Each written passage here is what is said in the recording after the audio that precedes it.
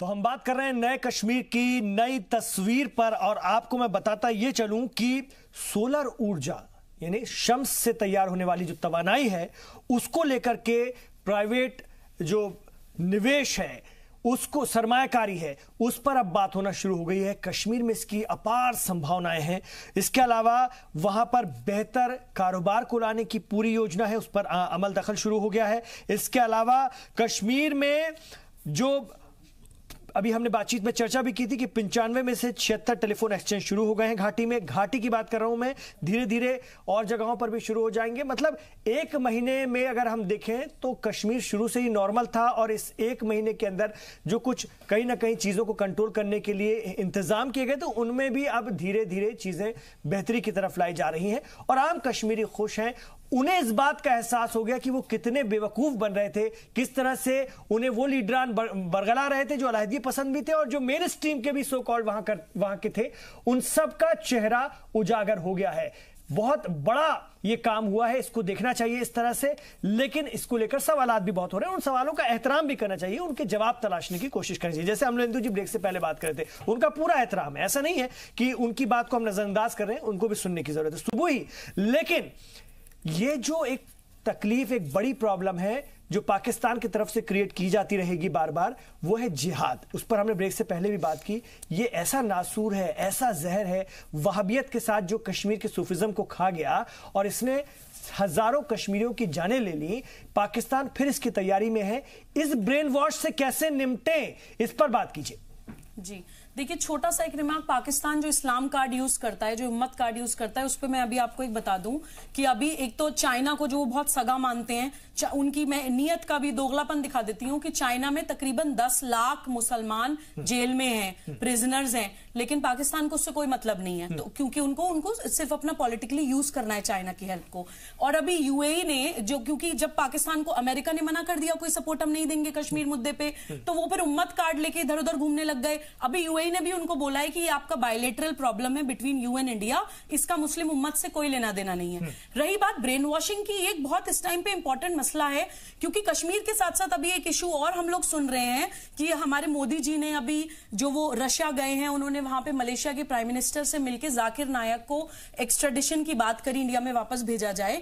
वो भी एक बहुत इंपॉर्टेंट इशू है इमरान, क्योंकि जाकिर नायक को जो हम लोग देखते आए हैं कि जो पिछली सरकारें हैं उन लोगों की सपोर्ट के साथ जाकिर नायक एक बहुत ज्यादा हेट मॉन्गरिंग इस कंट्री में फैलाते थे, और बहुत से मुस्लिम्स ऐसे हैं जो उनको इस्लामिक प्रीचर मानते हैं। मैं आपको एक छोटा सा एग्जांपल दे देती हूं कि वो डोमेस्टिक वायलेंस को मैंने खुद सुनी, उनकी जो कुछ तकरीरें ऐसी हैं, आई वाज शॉक्ड कि कोई एक इस्लाम जानने वाला खुदा कभी भी ऐसी बातें नहीं सिखा सकता जिस तरह की बातें वो सिखाते हैं। वो डोमेस्टिक वायलेंस को प्रमोट करते हैं, कहते हैं आपकी बीवी अगर आपकी बात ना माने तो आप उसको मारिए, पीटिए, उसके साथ बेड शेयर मत करिए, you stop sleeping with her, you badly beat her. इस तरह की वीडियोस मैंने खुद सुनी है। वो म्यूजिक को हराम बोलते हैं।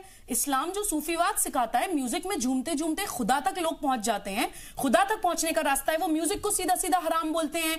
अभी थोड़े टाइम पहले टेरर अटैक के कुछ जो अक्यूज जो पकड़े गए थे लड़के, उन्होंने खुद कबूला था कि हम जाकिर नायक की वीडियो सुन के इंस्पायर हो गए। और वो इंडियन मुस्लिम्स जो ये बोलते हैं कि मोदी गवर्नमेंट जाकिर नायक को टारगेट कर रही है। इसी जाकिर नायक ने ये कश्मीरियों की जो पाकिस्तान प्रोमोटेड जो मुबैना हक के खुदराजी की जद्दोजहद थी उसको ये समर्थन करता था, हिमायत देता था, और उसको इस्लाम की रोशनी में इसने कई सवालों के जवाब भी दिए थे कि ये जिहाद सही है, ये जिहाद बताता था। अब इसको हिंदुस्तान लाया जाएगा, इसका चेहरा भी हम आपको दिखा रहे हैं। ये एक भारत का एक अपराधी है, इसको जल्द से जल्द लेकर आया जाएगा। सिर्फ मैं एक रिमार्क इसमें इंपॉर्टेंट देना चाहती हूं इमरान जी, जिहाद को प्रमोट करते हैं तो हम लोगों को दिख ही रहा है, लेकिन जो कुछ पॉलिटिकल पार्टीज इंडिया में मैसेज फैला रही हैं कि मोदी गवर्नमेंट टारगेट कर रही है जाकिर नायक को just because he is a Muslim, उसका जवाब मैं आपको ये देना चाहती हूं कि मलेशिया में जो कि जहां पे मेजॉरिटी मुस्लिम्स हैं, मलेशिया में जहां पे वो उन्होंने यहां से तो वो फ्यूजिटिव हैं, वहां पे उन्होंने पनाह ली है, मलेशिया में भी उनकी तकरीरों को बैन कर दिया गया है, बैन कर दिया, क्योंकि वहां पे भी उस तरह की हेट मॉन्गरिंग करते हैं। कश्मीरियों के लिए भी, कश्मीरियों को बरगलाने में भी इस शख्स ने कोई कसर नहीं छोड़ी थी। हर लेवल पर जयराम विप्लव निपटा जा रहा है। यह बहुत बड़ी लंबी लड़ाई है, क्योंकि पिछले 30 सालों में और उसके पहले के अगर हम टोटल वर्षों की बात करें, नेहरू दौर से लेकर के अब तक बहुत सारी चीजों में ढील दी गई। अमलेंदु जी भले इससे इत्तेफाक न रखे, लेकिन क्या इन चीजों से इसी तरह निपटा जाएगा या और सख्ती अब दिखाई जाएगी? देखिए, एक तो देश विरोधी जहां भी कोई भी गतिविधियां होंगी उस पर तो ये सरकार बिल्कुल सख्ती से काम कर रही है, आगे भी करेगी। और किसी प्रकार के वोट बैंक पॉलिटिक्स से परे होकर के प्रधानमंत्री जी ने कहा कि हम बगैर राजनीतिक नफा नुकसान के कड़े से कड़े फैसले लेंगे। लोगों को अच्छा लगे ना लगे, उनके लिए उनके हक में अच्छा जरूर होगा। और देखिए, जम्मू कश्मीर में विकास को एक तरह से बाधित करने की बार बार कोशिश की गई। लोकतंत्र की बात आज करते हैं, आपने लोकतंत्र का जो एक विकेंद्रीकरण था उसको ही वहां रोक कर रखा था। हमने वहां पर इतने वर्षों के बाद वहां पर जाकर के त्रिस्तरीय पंचायती व्यवस्था और से लोकल जो स्थानीय निकाय के चुनाव है उसमें चुनाव कराया। भारी संख्या में लोग चुन करके आए हैं। 44,4683 ग्राम पंचायतों को लगभग 365-66 करोड़ का ऐड दिया हमारी सरकार ने। वहां पर ग्राम पंचायतों में जो सरपंच चुन करके आए हैं उनको 2500 रुपये मासिक अभी देने की शुरुआत कर दी गई। 2000 नए ऐसे अकाउंटेंट वहां ग्राम पंचायतों में हम तैनात करने की शुरुआत कर रहे हैं। ऐसी बहुत सारी 50 से अधिक ये 30 दिनों में 50 ऐसे निर्णय हैं। चाहे वो विजयपुरा या अवंतीपुरा में 2 नए एम्स, जिसका फरवरी 2019 में मोदी जी ने शिलान्यास किया था, उसका काम बड़ी तेजी से चल रहा है। तो वहां के लोगों को स्वास्थ्य सुविधा मिले, वहां बिजली 2500 मेगावाट का बिजली उत्पादन बढ़ाने पर वहां काम चल रहा है। ऐसे तमाम योजनाएं जो आधारभूत संरचना है, कश्मीर में हो या जम्मू में हो या लद्दाख में हो, बिल्कुल इन तीनों और ये भी आपको बता दें, जब आप ये बात बिल्कुल जब आप ये बात बता रहे हैं तो वजारत अक़लियती उमूर की टीम वजारत अक़लियती उमूर के चीफ मुख्तार अब्बास नकवी की क़यादत में वहां पर लगातार लगी हुई है। बहुत सारी योजनाएं हैं, नई मंजिल, नई रोशनी, मुल्क को जानो, और न जाने कितनी योजना है जिनको लेकर के वहां पर काम किया जा रहा है। और जल्द ही कश्मीरी भाई बहनों को उससे पूरी तरह से जोड़ा जाएगा, जो कि अभी कई बार नहीं जुड़ पाते थे, और उनको कहीं ना कहीं मेन स्ट्रीम से जोड़ने में बहुत बड़ा किरदार अदा करेंगी। तो फिर अमलेंदु जी, क्यों यह ना कहा जाए कि कश्मीर में शांति मोदी शाह की एक बड़ी क्रांति है? देखिए, जब शांति आ जाए तब कहिएगा क्रांति है। अभी आप लोग खुद कहने की शांति नहीं है, जबकि मैं कह रहा हूं कि शांति है। आप लोग कहने की शांति नहीं है, इस समय लगेगा, है ना।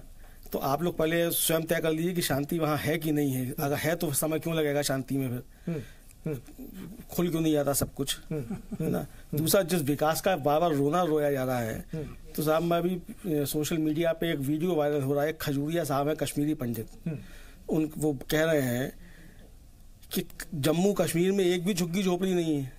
आप जम्मू कश्मीर से नीचे जब पंजाब में पहुंचते हैं तब जाके झुग्गी झोपड़ियां शुरू हो जाती हैं। जो विकास इंडेक्स है उसमें गुजरात से ऊपर था जम्मू कश्मीर, है ना। तो ये किस विकास की बात हो रही है? अब जहां तक ये आप निवेश की बात कर रहे हैं तो मैं बिल्कुल सहमत हूं आपसे कि सारा प्रोपेगेंडा और सब कुछ जो किया गया है वो सिर्फ पूंजीपतियों के हितों को ध्यान में रखकर किया गया है कि किसी तरीके से वहां खनन शुरू हो। जो बड़े पूंजीपति हैं जिनका खनन में अच्छा खासा दखल है, उनको वहां जाकर के खनन करने की इजाजत मिले, जो अब तक नहीं हो पा रहा था। तो एक ही लक्ष्य है इसका, ना इसका देश से कोई वास्ता है, ना इसका कश्मीरियों से कोई वास्ता है, ना इसका विकास से कोई वास्ता है, इससे किसी से कोई वास्ता नहीं है। ये सिर्फ ये पॉलिटिकल एजेंडा भी नहीं है, ये सिर्फ एक इकोनॉमिक एजेंडा है, वो भी कुछ चंद बड़े पूंजीपतियों के फायदे के लिए। और इसके नतीजे आप थोड़े समय बाद आकर के देखेंगे। जी, ये भी आपने एक नई बात बताई। प्रोफेसर सीमा, क्या कहेंगी? देखिए, मुझे तो ये बड़ी ताजुब वाली बात लग रही जो इस तरीके की बातें की जा रही। पहली बात तो मुझे नहीं समझ में आ रहा कि आंकड़े कहाँ से आए जहाँ पे ये कहा गया कि जम्मू कश्मीर की जो डेवलपमेंट ग्रोथ थी वो गुजरात से भी ऊपर थी। ये तो आपकी सरकार के आंकड़े हैं, देख लीजिए। आपकी सरकार, ये इस सरकार की नहीं, अभी जो आपने पिछले इतने 70 सालों में आपने किया है, मैं आपको बता रही हूँ। इस सरकार ने जो काम किया है वो पिछले 4 से 5 साल में किया है। आंकड़े नहीं है, इसी सरकार के आंकड़े तो अच्छी बात है ना अगर डेवलपमेंट इस सरकार ने किया। इसका मतलब अब मान लीजिए पिछले 70 साल में कुछ हुआ ही नहीं है। अच्छा, तो फिर आप मान लीजिए कश्मीर विकसित था, फिर मान लीजिए ना। मैं क्यों मानूं? मैं तो सरकार ने भी काम नहीं किया।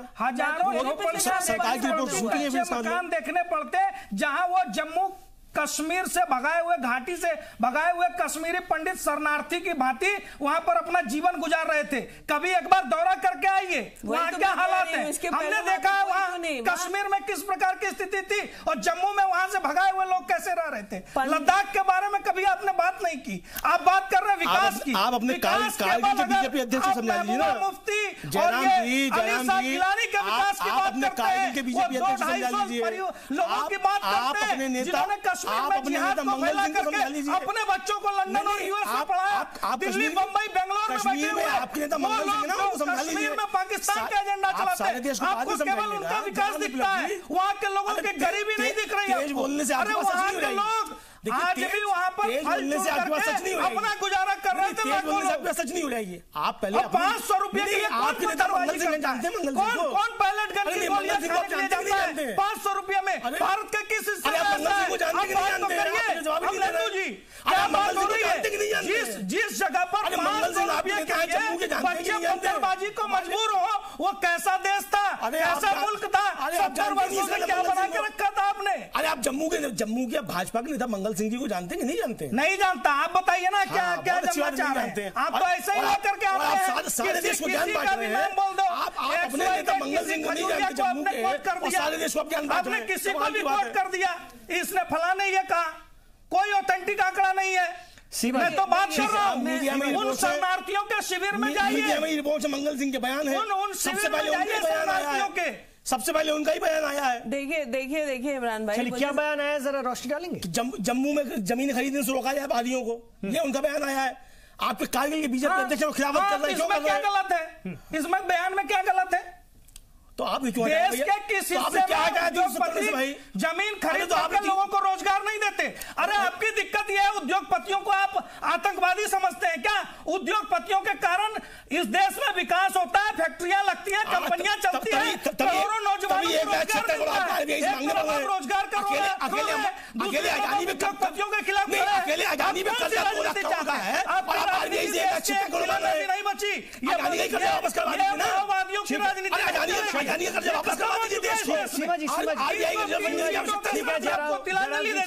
ठीक है अमलेंदु जी, सीमा जी, अमलेंदु जी की जो बात है अगर वो गहरी है, अगर उसमें कुछ दम है तो उस पर आप भी अपनी वजाहत रखिए कि क्या ये सिर्फ चंद कारोबारियों को फायदा पहुंचाने के, इसका देश से, इसका आवाम से, इसका कश्मीर से वाकई कोई लेना देना नहीं है? क्या ये इतनी बड़ी चाल है? नहीं, देखिए मैं यही कहना चाह रही थी कि क्या किया जा रहा है कि कश्मीर में पूरा अलग अलग तरीके से एक भ्रम का माहौल फैलाया जा रहा है। पाकिस्तान उधर से ये काम कर रहा है, इधर हिंदुस्तान में कुछ बैठे हुए लोग इसी तरीके की बातें फैला करके लोगों को बरगलाने की कोशिश कर रहे हैं। अगर उद्योगपति इतने बुरे हैं तो आप सारे हिंदुस्तान में उद्योगपतियों को बंद करिए ना, और अगर उद्योगपति अच्छे हैं तो फिर कश्मीर में उद्योगपतियों को क्यों नहीं आना चाहिए? आप सीधे सीधे सरकार के इंटेंशन पे कैसे टारगेट कर सकते हैं? मैं आपको कश्मीर की वस्तुस्थिति बताऊं, मैंने खुद 2014 में कश्मीर को विजिट किया था। 15-15 किलोमीटर तक कश्मीर में एक भी प्राइमरी शिक्षा की मैं बात करूं, आप इंटर कॉलेज, डिग्री कॉलेज छोड़ दीजिए, एक भी स्कूल वहां पे नहीं है। वहां के यूथ को समझ में नहीं आ रहा था कि वो क्या करे। और मैं ये कह रही हूं कि पिछले 5 साल में मदरसे आपको बहुत मिल जाएंगे वहां पर। और मैं आपको बताऊं, कोई एतराज नहीं होगा। इतने मदरसे वहां पर बने हैं जिन्होंने कश्मीर को बर्बाद कर दिया। सऊदी अरब तो मोदी जी का दोस्त है जी, बर्बाद सऊदी अरब तो मोदी जी का दोस्त है। सऊदी अरब मोदी जी का दोस्त है तो इसका मतलब जो उसका प्रोपेगेंडा है, उसका जो प्रोपेगेंडा है, कोई किसी का दोस्त हो वो इंटरनेशनल ताल्लुकात है, नहीं वो बैनुल-अक़वामी ताल्लुकात हुआ, नहीं अगर सऊदी अरब की फंडिंग जो नुकसान को वहां भी प्रोपेगेंडे से मत मिलाइए। अगर सऊदी अरब की फंडिंग वहां भी प्रोपेगेंडा जो है ये मोदी जी का दोस्त है, रुकवा नहीं सकते भाई। वो मदरसे ना 2014 से 19 में नहीं खुले थे क्या? आप हमको टारगेट बंद हो सकते हैं। पूछिए मनमोहन सिंह साहब से, राजीव गांधी साहब से, इंदिरा जी से पूछिए, नेहरू जी से पूछिए।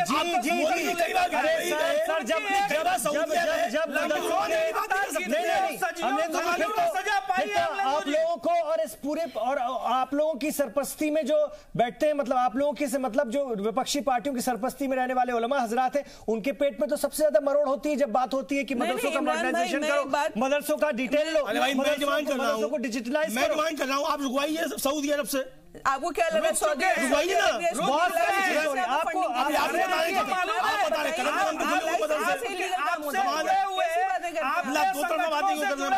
30,000 से ज्यादा एनजीओ सरकार ने बंद कर दिया। उनके काम ही यही था। आपका रोना इसलिए है, वामपंथियों का सिरदर्द इसलिए, कांग्रेसियों का दर्द इसलिए है, आपका तमाम छद्म संस्थाएं जो भारत के खिलाफ काम कर रही थी उनकी फॉरेन फंडिंग रुक गई।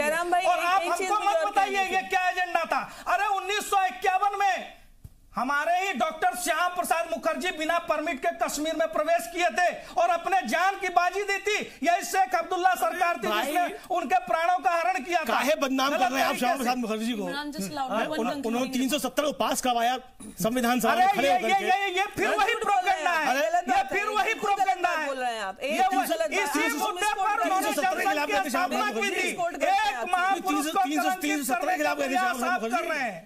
370 के खिलाफ गए थे श्यामा प्रसाद मुखर्जी। बिल्कुल नेहरू सरकार से इस्तीफा देकर आना था। जनसंघ के संविधान सभा में उपस्थित थे जब 370 पास हो रही थी। कानून बना। अरे आप 370 पास हुई संविधान सभा में उपस्थित थे। आंदोलन के बारे में संविधान सभा में उपस्थित थे। मालूम है गोवा में क्या हो रहा था? आजाद हुआ। मालूम कर लीजिए। चलिए मैं मेरे सब्जेक्ट पर चाइना के साथ और बहस करें। भारत को कमजोर करने वाले राष्ट्रभक्ति ना सिखाएं। नहीं, आप लोग राष्ट्रभक्त है भी नहीं। प्लीज आप लोग राष्ट्रभक्त हो भी नहीं सकते। हो गया, आपकी बात सबने सुन ली, मुझे बोलने दीजिए। इस बहस के बीच में इमरान एक बहुत इंपॉर्टेंट मैसेज जो छूट रहा है, मैं आपके चैनल के माध्यम से देना चाहती हूँ कि कश्मीर मुद्दा और जाकिर नाइक मुद्दे को लेकर मुस्लिम कार्ड खेल के इंडियन मुस्लिम्स को वरगलाने की कोशिश की जा सकती है।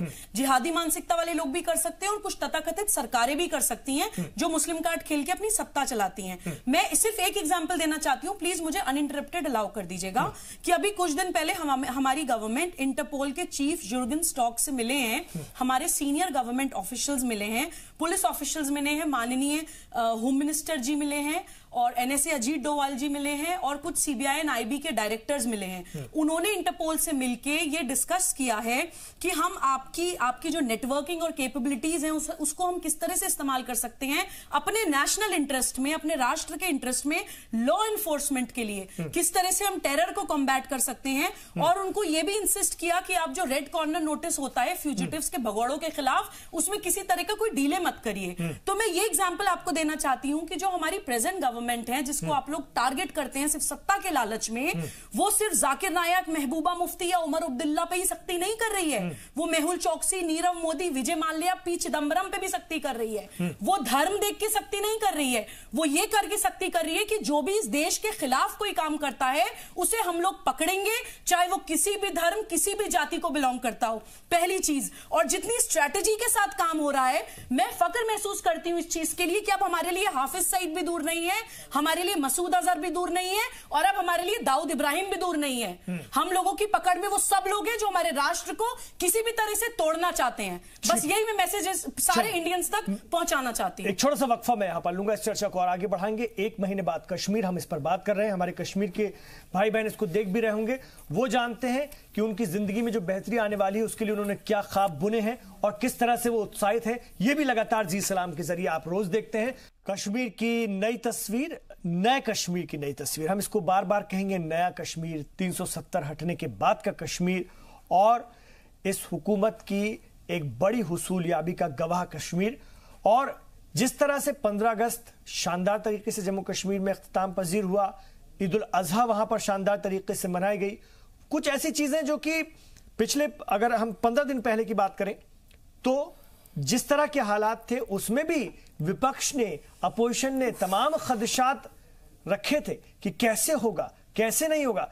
आपको पता है अमलेंदु जी, आप कह रहे हैं कि शांति, कभी आप हमें कंफ्यूज करने की कोशिश कर रहे हैं या हमें कंफ्यूज कर रहे हैं? आप कंफ्यूज हैं, मैं करने की कोशिश नहीं कर रहा हूं। बिल्कुल नहीं। आप 15 दिन पहले के इस हालात को देखते हैं, आप देखते हैं किस तरह से कश्मीर की सैकड़ों मस्जिदों में लोगों ने खुल करके बाहर निकल के ईद उल अजहा की नमाज पढ़ी थी और खुश होकर के नमाज पढ़ी थी, कोई चू चपड़ नहीं हुई थी।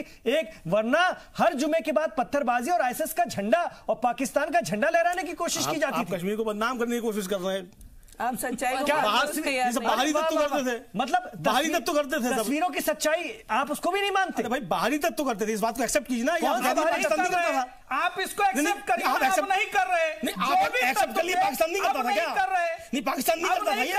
नहीं, पाकिस्तान नहीं करता था ये। आप एक्सेप्ट कर रहे हैं, पाकिस्तान नहीं कर पा रहा है। नहीं, आप एक्सेप्ट करते हैं, पाकिस्तान नहीं करता था। अब नहीं कर पा रहा, मानिए ना। तो नहीं कर पा रहा ना। हाँ, तो मानिए ना कि नहीं कर पा रहा, तो ये इंतजाम तो बिना की सत्ता हटाए भी हो सकते थे भाई। तो ये तो मान लीजिए पहले भी हो सकता था। तो क्यों नहीं आपको तकलीफ है? आपकी सरकार की अब क्यों ना करेंगे भाई? नहीं, सुनिए, सरकार तो आपकी आपको तकलीफ है वहाँ की सचिवालय में कितना लहराया गया? अमलेंदु जी सुनिए, आप पाकिस्तान में क्यों नहीं रोक पा रहे थे? अरे सेलिब्रेट करिए। अरे आप पाकिस्तान में क्यों नहीं रोक पा रहे थे साहब? और अगर इतनी तकलीफ है ना, अमलेंदु जी, सेंटर में आपकी सरकार थी, स्टेट में आपकी सरकार थी। जयराम विप्लव साहब, सेंटर में आपकी सरकार थी, स्टेट में आपकी सरकार थी। आप पाकिस्तानी नहीं रोक पा रहे थे। प्रोफेसर सीमा जी, एक्सेप्ट कीजिए इस बात को।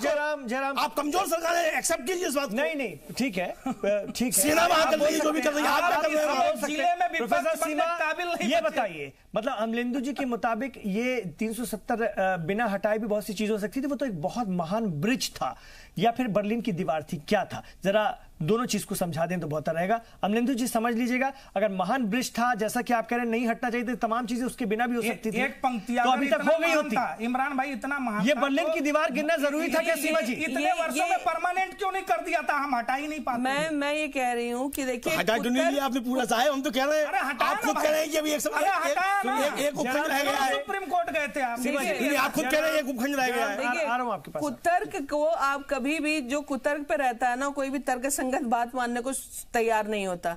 2014 में सेंटर में बीजेपी की सरकार आई, वहां पे गठबंधन सरकार महबूबा मुफ्ती के साथ बनी, और जो भी हुआ, कश्मीर की समस्या कोई आज की समस्या नहीं है। कश्मीर की समस्या की शुरुआत ही आपकी 1947 से होती है, और इसके पीछे एक बड़ा रीजन जो आजादी के बाद चला वो 370 था। इतने सालों बाद अगर हम इसको हटाने में कामयाब रहे हैं, तो इसका स्वागत करने के बजाय जिस तरीके से यहाँ पे कुतर्क किया जा रहा है और लोगों को गुमराह करने की कोशिश की जा रही है, ये बहुत ही ज्यादा निराशाजनक है।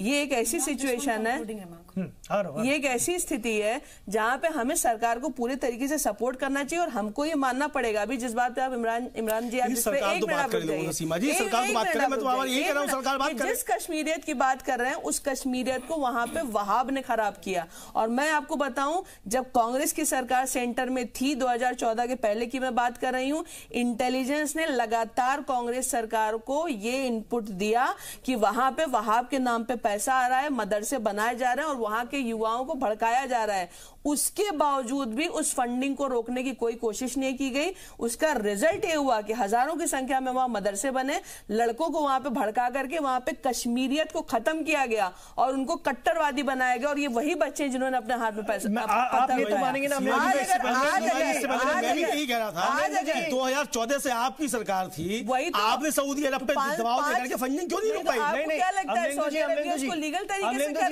रहा था? अरे सुनिए ना, आज के नहीं, 2014 से पहले भी मीरवाइज उमर फारूक वहां पर जामा मस्जिद श्रीनगर में जुमे की नमाज पढ़ाता था। ये पिछली 5 तारीख से पहले तक भी सिलसिला चल रहा था। हर जुमे को नमाज पढ़ाता था। पता नहीं कौन सी तकरीर मस्जिद के अंदर बैठ के करते थे वो।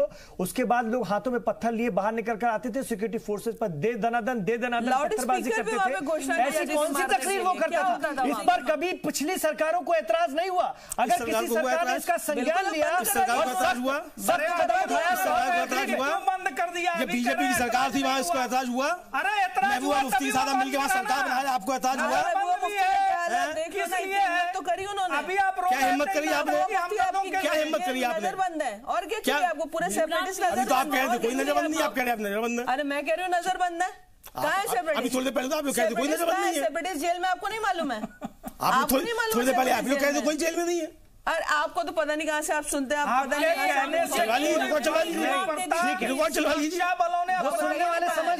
सुनने वाले समझ रहे हैं अमलेंदु जी का क्या कहना चाहते हैं। अमलेंदु जी डिबेट को कैसे अपने ढंग से घुमाना चाह रहे हैं, वो सुनने वाले समझ रहे हैं। बिल्कुल घुमाना नहीं चाह रहा हूँ, सीधी बात करने वाला नहीं है। कोई सीधी बात कह रहा नहीं है यहाँ पे कि इस सरकार को आवाम से बात करनी कश्मीरियों के ट्रैप में, देश के अंदर भी और कश्मीर के अंदर भी, कश्मीर भी हमारा है, कश्मीरी भी हमारा है। बात करनी चाहिए। ये सरकार बात नहीं कर रही है, यही समस्या है कि ये सरकार आवाम से नहीं कर रही है। मेरे पास वक्त पूरा हो जाता है, ठीक है, वक्त पूरा। मैं माफी चाहता हूँ, मैं तमाम लोगों से माफी चाहता हूँ। सुबह मैं माफी चाहता हूँ, मैं आपको और वक्त देता, लेकिन वक्त बिल्कुल खत्म हो गया है। बहुत अच्छी चर्चा रही है। 1 महीना हुआ है, दूसरे महीने भी हम बात करेंगे, 6 महीने बाद भी हम बात करेंगे। इंशाअल्लाह ताला हालात बेहतर से बेहतर हो जाएंगे, और आज भी बेहतर है। हो सकता है जिसको मानना हो माने, ना मानना हो ना माने। ये कोई पाकिस्तानी प्रोपेगेंडे का शिकार हमें नहीं बनना है। हमें कश्मीरियों की फिक्र करनी है, हमें हिंदुस्तानियों की फिक्र करनी है। आप रहिए हमारे साथ, देखते रहिए जी सलाम।